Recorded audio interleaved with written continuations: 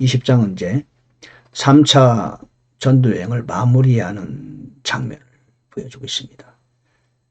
이제 3차 전도여행이 끝내서 돌아가려 하는 사도 바울이 돌아가면서 어떤 일을 했는가, 어떤 일이 있었는가를 한번 살펴보면서 은혜를 받도록 하겠습니다.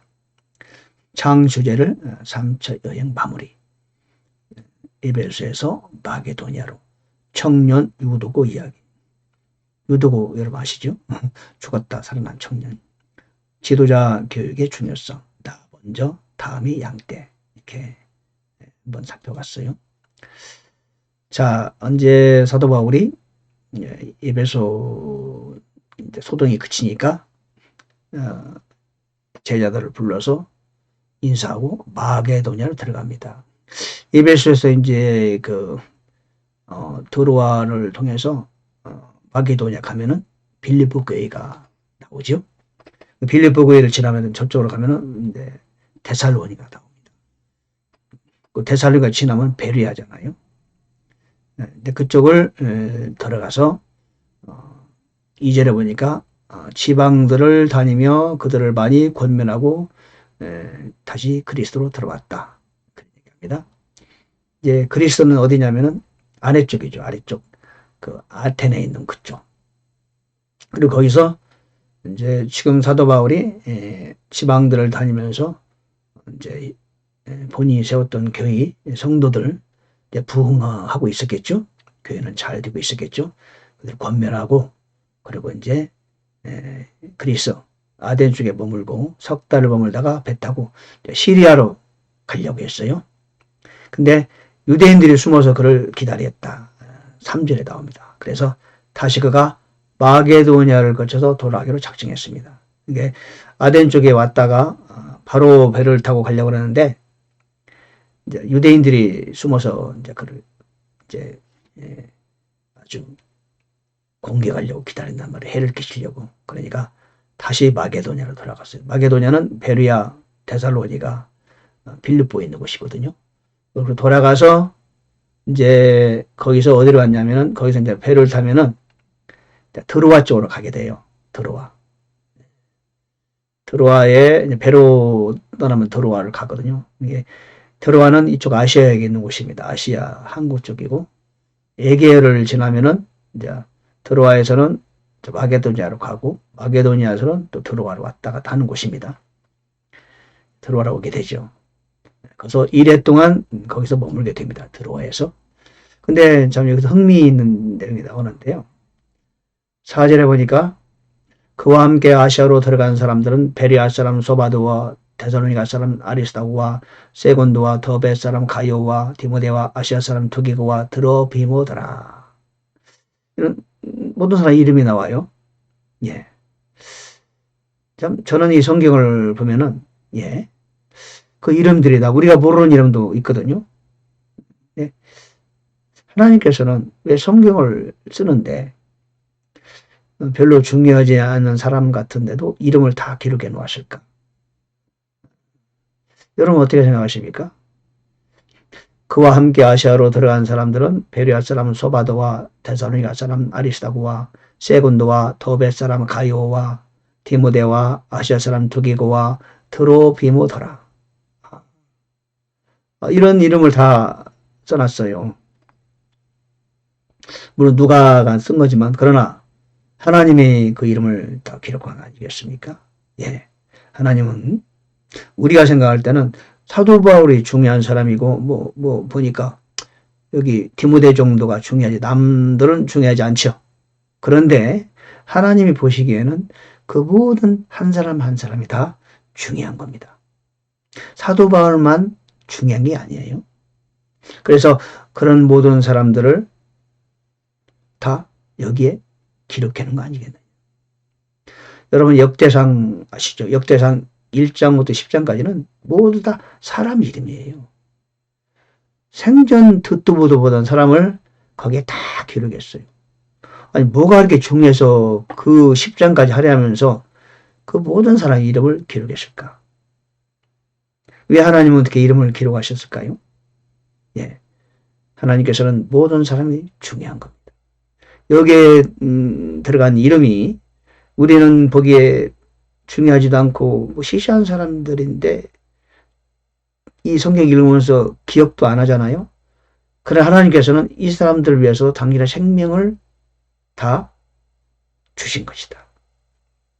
그래도 모두 중요하다. 저와 여러분도 어찌 보면은 중요하지 않은 사람일 수 있어요. 아무도 나를 기억하지 않아요. 나는 그저 그런 사람이에요. 그렇게 생각할 수도 있겠죠. 그러나 하나님 앞에는 시시한 사람은 한 사람도 없다는 겁니다. 여러분이 이 땅에 태어난 그 순간부터, 아니 이 땅에 태어나기 전에, 창세 전에 여러분을 아시고 택하시고 이 땅에 태어나게 하시고 오늘까지 저와 여러분을 다 하나님을 살피시고 자라게 하시고 이런저런 일을 겪게 하시고 이런 사람 저런 사람 만나게 하시고 오늘까지 우리를 이끌어 오셨다. 그래서 우리는 하나님의 작품이다. 작품. 예. 하나님의 작품이라고 그러시잖아요. 그렇게 이 땅을 살게 하시다가 하늘나라로 우리를 부르신다는 겁니다. 따라서 우리도 그 누구든지 간에 결코 가벼이 보면 안 된다는 거죠. 눈에 보이는 그렇게 사람을 겉모습만 보고 사람을 판단해서는 안 되겠다는 거죠. 저는 이런 이름들을 보면서 그런 생각을 하게 됩니다. 모든 사람은 하나님 앞에서 다 중요하다. 에베소에서 마게도니아로 갔다가 다시 그리스로 갔다가 다시 마게도니아를 거쳐서 아시아에 있는 지금 드로아에 가게 됐습니다. 근데 거기서 아주 중요한 일을 만나게 되죠. 청년 유도고 이야기. 드로아에서 사도 바울은 지금 이제 드로아에 잠시 있다가 1회 동안 있다가 지금 갈 겁니다. 주의 첫날이니까 주일날이죠. 썬데이. 제자들이 빵을 떼려고 함께 오니 바울이 이튿날 떠나려고 준비한 채 그들에게 말씀을 선포하며 계속해서 한밤중까지 말을 하니라 그랬어요. 그래서 빵을 떼려고 함께 오니 그랬어요. 빵을 뗀다는 게 뭡니까? 사실 그것이 뭐냐면은 성찬인 거지요. 우리가 말하는 성찬. 그러나 여기서는 빵이 주식이니까 함께 식사하려고 모였다는 겁니다. 함께 빵을 떼서 같이 먹는 겁니다. 예수님이 휴의 반찬 석상에서 빵을 떼서 먹고 포도주를 나눠 마셨듯이 이렇게 함께 빵을 떼려고 왔다. 우리도 그러잖아요. 우리도 밥 한 솥 해가지고 빵을 떼서 먹는 거나 마찬가지 아닙니까? 그렇죠? 성찬이 이거예요. 우리가 어떻게 뭐 꼭 성찬식을 하는 것이 성찬이 아니고 사람이 너무 많으니까 같이 빵을 뗄 수 없지만 사실 성찬이라는 것은 함께 모여서 빵 하나를 가지고 떼서 먹는 거죠. 예수님의 몸이라는 그런 생각을 갖고 몸은 아니지만 상징성을 가지고 복음을 다시 기념하는 거 아니겠어요? 그 빵을 뗀다는 것은 우리가 하고 있는 성찬과 마찬가지다. 8절에 보니까 그들이 함께 모인 다락방에 많은 등불이 있었는데 유시네요. 하는 어떤 젊은이가 창에 걸터 앉아 있다가 깊은 잠에 빠졌다. 바울이 오랫동안 말씀을 선포하며 그가 졸려서 맥을 잃고 3층 다락에서 떨어져 죽은 채 일으켜졌다. 그렇죠? 저는 이 길 보면서 왜 사도 바울이 말씀을 전할 때 청년 조심해. 거기 창에 걸터 앉으면 위험해. 왜 그런 말을 하지 않았을까? 깊은 잠에 빠졌다는데 왜 그걸 미리 말리지 않았을까? 궁금해요. 제가 보니까 아마 다락방에 등불이 너무 많아가지고 사도 바울 눈에는 안 보였던 것 같아요. 다른 사람들도 사도 바울의 말씀에 너무 심취하다 보니까 말씀에 은혜를 받다 보니까 유도라는 젊은이가 창틀에 걸터 앉은 것, 거기서 깊은 잠에 빠진 것을 미처 살피지 못한 것 같아요. 그리고 왜 유도라는 청년은 그렇게 깊은 잠에 빠졌을까? 아마 글쎄요, 종이 아닌가. 유도라는 뜻이 원래 행운이라는 뜻인데 행운. 종으로서 낮에 이제 힘들게 열심히 일하다가 밤에 왔는데 사도 바울이 오랫동안 말씀을 전하니까 피곤해서 떨어진 것이 아닌가. 그런 생각이 들어가요. 그래서 우리는 이런 생각이 들었어요. 우리 함께 말씀을 전하거나 함께 떡을 떼고 교제할 때 다른 사람에게 관심을 좀 갖는 게 좋겠다. 저분은 피곤한지 졸린지 몸이 아픈지 안 아픈지 그런 나만 관심을 갖는 게 아니라 모르는 사람에게도 함께 모여 있다면은 다른 사람에게도 관심을 가지는 것도 좋겠다는 생각이 들어가요. 어쨌든 이가 삼층에서 떨어져 죽었어요. 성경은 분명히 죽었다고 말해요. 바울이 내려가서 그를 껴안고 아직 생명이 있다. 근심하지 말라. 그리고 다시 올라와서 빵을 그때 뗐어요.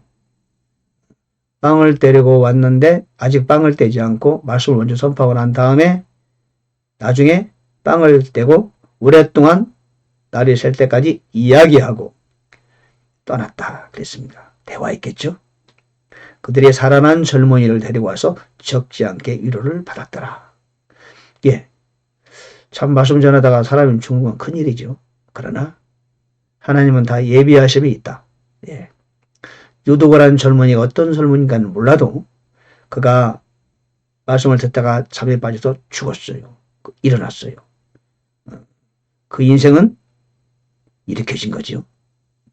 그 유도고라는 청년은 평생을 결코 잊지 않았을 거예요. 그렇지 않을까요? 다른 모든 사람들도 얼마나 큰 은혜가 됐겠습니까? 예. 하나님은 언제나 이렇게 일하시는 분이시다. 여기서 특이한 사항이 있는데 오랫동안 말씀을 전했다. 설교는 30분 1시간 우리는 흔히 하죠. 그러나 사도 바울은 모처럼 만난 사도 바울이 거기서 사람들을 위하여 밤새 말씀을 전했어요. 수시간 동안 말씀을 전했죠. 그래서 하나님 말씀을 전하는 데는 시간이 구애받을 필요가 없다. 그렇게 생각을 하는 겁니다. 예. 그들은 사도 바울과 더불어서 나오잖아요. 빵을 떼어 먹고 오랫동안 곧 날이 셀 때까지 이야기했다. 그렇죠? 은혜가 되니까 얼마나 보니까 본용 실제로 보니까 말씀을 선포하며 계속해서 한밤중까지 말하고 새벽까지 말씀을 전하고 그리고 그 이튿날 날이 셀 때까지 이야기했다. 밤새워서 말씀을 서로 나누고 대화하고 이야기하고 그리고 떠났다. 때로는 그럴 때가 필요한 거죠. 설교는 30분 닦고 끝나는 게 아니에요. 그렇죠? 말씀을 전할 때는 더 오래 전할 수도 있고 또 얼마든지 충분히 성도 안에 밤새워서 좀 교제를 했다는 거 아닙니까? 간증도 하고 기도도 하고 토론도 하고 그랬을 거예요. 예. 여러분 교회는 그럴 필요가 있는 거죠. 예. 자, 예. 사도 바울은 지금 오순절 안에 예루살렘에 가려고 서두르고 있는 참입니다. 그리고는 밀레드에 이르렀어요.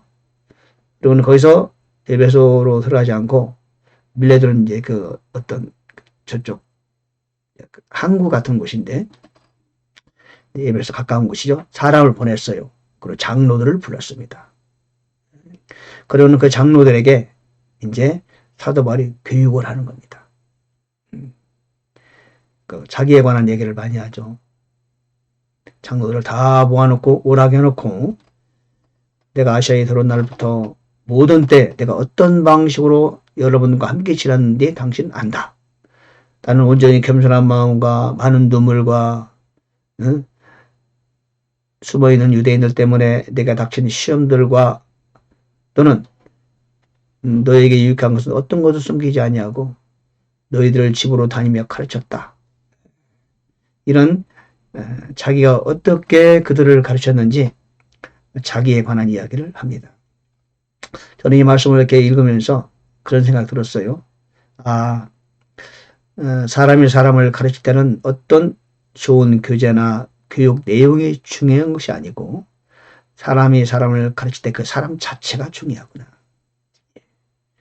예수님께서 제자들을 그 3년 반 동안 함께 하시면서 그들에게 무언가를 가르치는 것도 중요하지만 예수님 당신이 제자들과 함께 보냈다는 것 그리고 그들에게 당신을 그대로 보여줬다는 것 그것이 진정한 교육이고 그 만남이 진정한 가르침이 아니겠는가. 사도 바울이 설명을 보면서 3년 동안 이 장로들에게 자신의 삶, 자신의 어떤 정체성, 하나님 앞에 서 있는 자신의 모습, 살아왔던 과정, 이것들을 지금 장로들에게 말하고 있어요.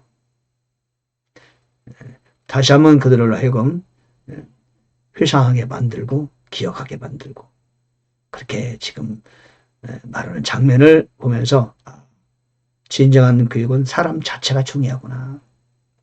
예. 우리 부모들이 어떤 분이 그런 얘기를 했다고 그래요. 부모들이 자식에게 교육하는 방법 중에 가장 좋은 것보다 그것은 당신이 하는 대로 자식도 따라한다. 첫 번째도, 두 번째도, 세 번째도 동일하다. 당신이 어떻게 행하는가 그대로 자식들이 행한다. 그것이 중요하다. 자녀들을 특별히 가르치려 하지 마라. 자녀들은 당신이 살아간 대로 살아가는 것이다. 그렇게 말했어요.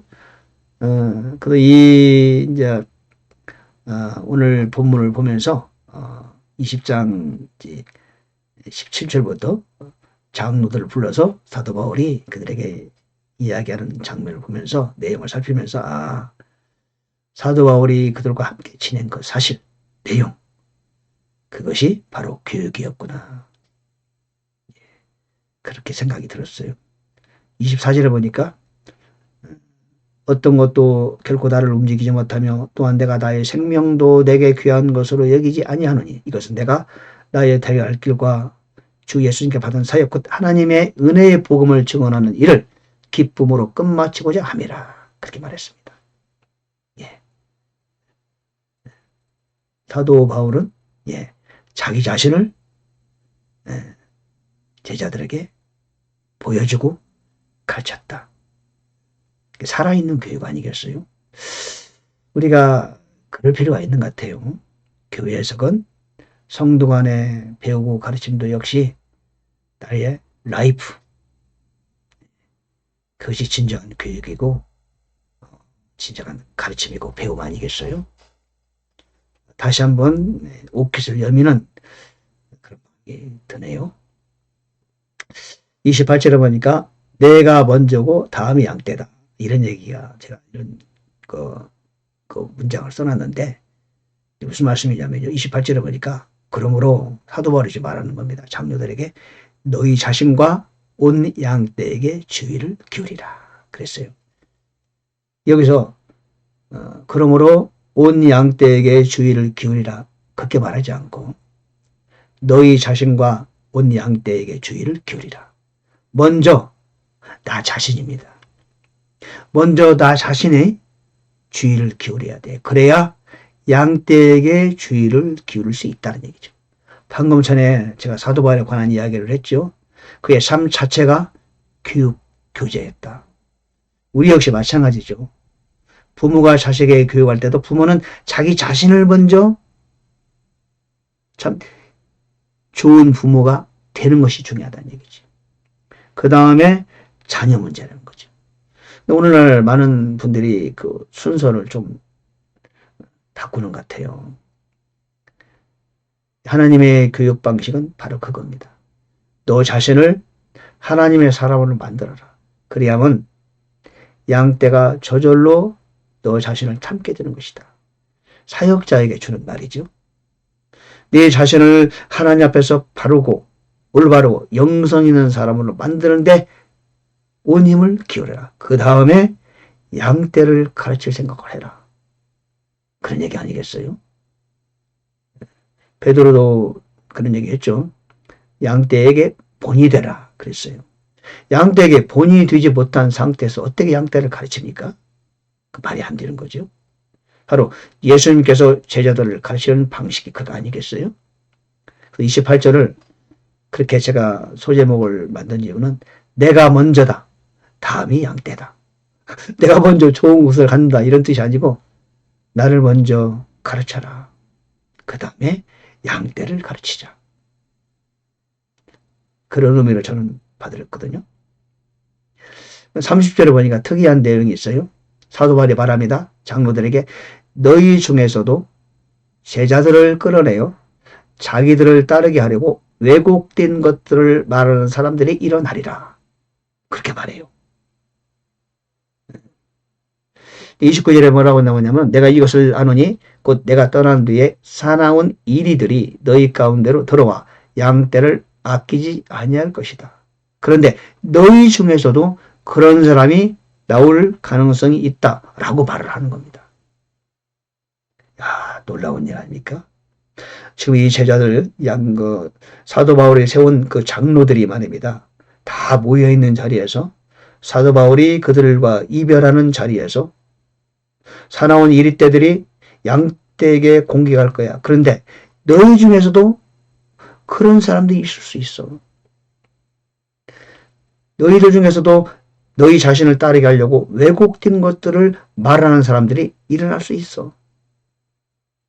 야, 그렇게 말하는 겁니다. 네.